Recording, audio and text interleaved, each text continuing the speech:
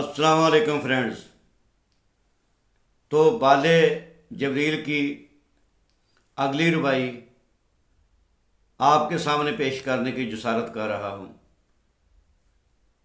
اور یہ بہت ہی کمال کی ربائی ہے، اسپیشلی نوجوانوں کے لیے۔ علامہ صاحب فرماتے ہیں، جوانوں کو میری آہ سحر دے، جوانوں کو میری آہ سحر دے، پھر ان شہی بچوں کو بالو پر دے، خدایا آرزو میری یہی ہے، میرا نور بصیرت عام کر دے۔ تو شاعر مشرق فرماتے ہیں، جوانوں کو میری آہ سحر دے۔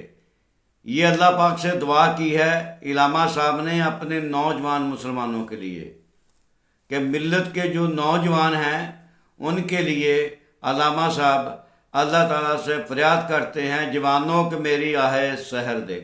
یا اللہ، جس طرح صبح اٹھ کر میں آپ کے ہاں فریاد کرتا ہوں اور آپ سے اپنی مشکلات کے حل کے لیے دعائیں مانگتا ہوں، ملت کے کلائمیکس کے لیے آپ سے دعائیں کرتا ہوں، یا اللہ ایسی ہی چیزیں میری ملت کے جوانوں کو عطا کر دے، جوانوں کو میری آہ سحر دے۔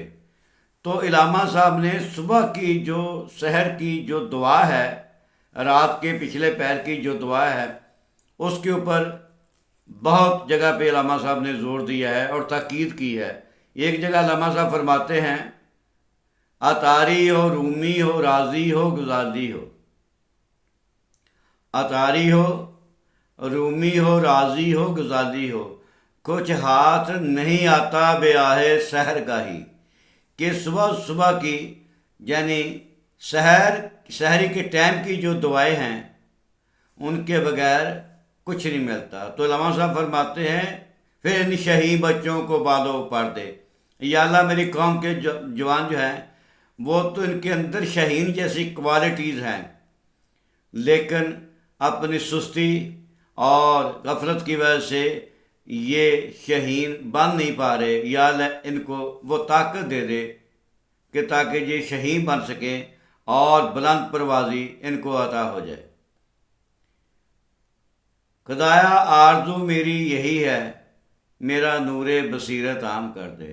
کہ اللہ، میں آپ سے ریکویسٹ کرتا ہوں، میری یہ آرزو ہے، میری یہ خواہش ہے اللہ، کہ جس نور سے، بصیرت کے نور سے مجھے آپ نے بہرہ مند کیا ہے، بصیرت کا نور جو آپ نے مجھے عطا کر رکھا ہے، یا اللہ وہ اس ملت کے ہر نوجوان کو عطا کر دے،